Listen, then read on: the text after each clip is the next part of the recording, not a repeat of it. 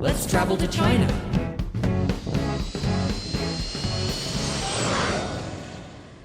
Hey, I'm Bianca. I was born in a seaside city in northern China, and I'm now living in Beijing. I've traveled to many places across the country.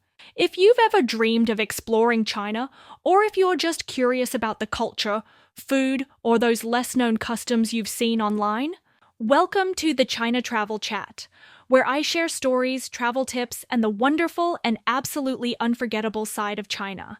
Today, I've got a friend with me who's also been to many places across China. Peter. Hi everyone, I'm Peter. I was born in a southern place of China, and now I live in Beijing too. So yeah, Bianca's from the north, I'm from the south. We definitely see some things differently, which makes this podcast way more fun. Oh, totally. Today we're jumping into something a lot of travelers get stuck on. Beijing or Shanghai for your first trip to China. Right, it sounds like a simple choice, but there's actually a lot to think about.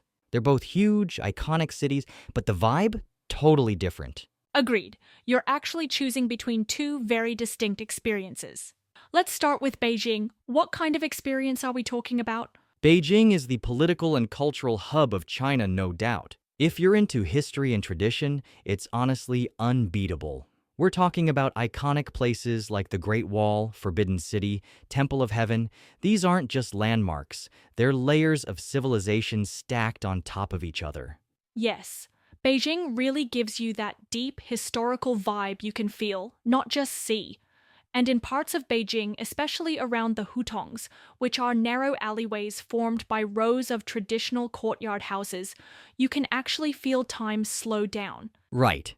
And the food is incredible. The Peking duck is legendary, but you'll also find all kinds of northern Chinese comfort foods, dumplings, lamb skewers, noodles.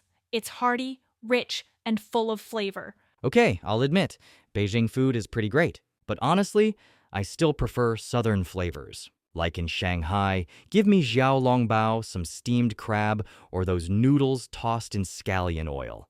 That's my comfort zone right there. Yeah, Shanghai cuisine is nothing like Beijing's, and the same goes for the vibe of the city. Modern, international, full of contrast. You'll see skyscrapers right next to old architecture on the Bund. It feels global, but with a Chinese soul. Yes, the metro is efficient, English is more widely spoken, and the city's just very used to international guests. You still get a taste of Chinese culture, but it's layered with global influences. Think jazz bars, art galleries, boutique coffee shops, and then suddenly you're at a serene garden built in the Ming Dynasty. That mix sounds amazing. Shanghai definitely has this trendy, cosmopolitan vibe. People are stylish, and the city just feels polished. Beijing, on the other hand, is more traditional. The old temples, the Great Wall, and the hutongs, the whole vibe of the capital, it just feels like classic, timeless China. That's such a good way to put it. So, if someone only has time for one? If you want energy, innovation, and maybe a softer landing into Chinese culture, Shanghai's perfect.